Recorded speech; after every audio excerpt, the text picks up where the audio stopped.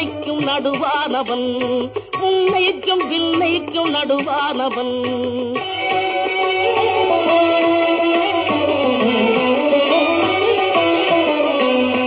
ஆணாகி பெண்ணாகி நின்றானவன், அவையொன்று தான் என்று சொன்னானவன். ஆணாகி பெண்ணாகி நின்றானவன், அவையொன்று தான் என்று சொன்னானவன்.